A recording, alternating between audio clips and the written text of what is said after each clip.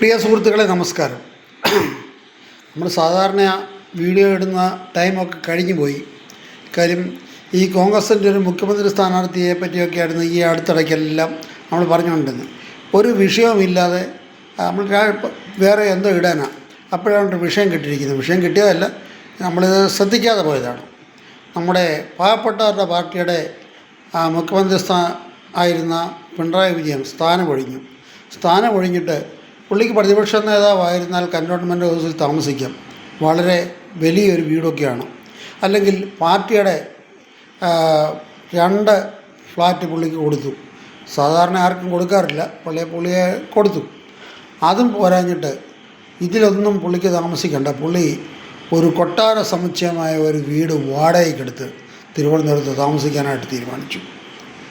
നമ്മൾ പറയുന്നത് ശരിയാ. കാര്യം പാവപ്പെട്ടവരുടെ പാർട്ടിയുടെ നേതാവ്, ചെത്തുകാരൻ കോരൻ്റെ മകൻ, ഇവർക്ക് ഇത്രയും സൗകര്യം ഉണ്ടായിട്ട് വീണ്ടും പോയിട്ട് ഒരു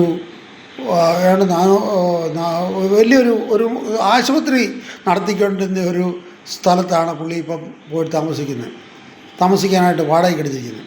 5 കൊല്ലത്തിനാണ് വാടകയ്ക്ക് എടുത്തിരിക്കുന്നത്.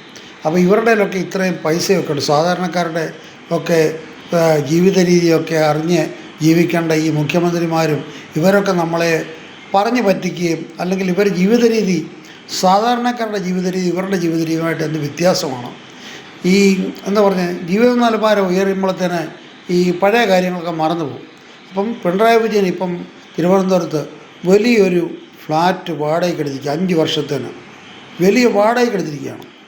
അവിടെ താമസിക്കാനായിട്ട് 4 പേരെ മറ്റേ കാണത്തുള്ളൂ. പുള്ളിക്കാരനും പുള്ളിക്കാരൻ്റെ ഭാര്യ, മോളെ, മരുമോന്. അവർക്കൊക്കെ മരുമോനാണെങ്കിൽ MLA എന്നുള്ള 2 തവണ MLA ആയുള്ള അല്ലെ മന്ത്രിയായിട്ടുള്ള പ്രിഫറൻസ് ഉണ്ട്. അതിനൊക്കെ വീട് കിട്ടും. ഇതൊക്കെ ഉപേക്ഷിച്ചിട്ടാണ് ഈ വലിയൊരു കൊട്ടാര സമുച്ചയമായ വീടെടുത്തിരിക്കുന്നത്. ഇത് നാട്ടുകാരെ കൊഞ്ഞനം കുത്തി കാണിക്കുകയാണ്. ഈ സാധാരണ കമ്മ്യൂണിസ്റ്റുകാരെന്ന് ഞാൻ പറഞ്ഞില്ല, സാധാരണ പാവപ്പെട്ടവർ ഇത് മനസ്സിലാക്കേണ്ട ഒരു കാര്യമാണ്. നിങ്ങൾ ഇതൊക്കെ നേതാക്കന്മാരെന്ന് പറഞ്ഞു കഴിഞ്ഞാൽ ഏത് പാർട്ടിയിലെയും നേതാക്കന്മാർ മറ്റുള്ളവരെ കബളിപ്പിക്കുന്നവരാണ് എന്ന് പറഞ്ഞുകൊണ്ട് ഞാൻ ഉപസംഹരിക്കുന്നു. നന്ദി, നമസ്കാരം, ജയ് ഹിന്ദ്.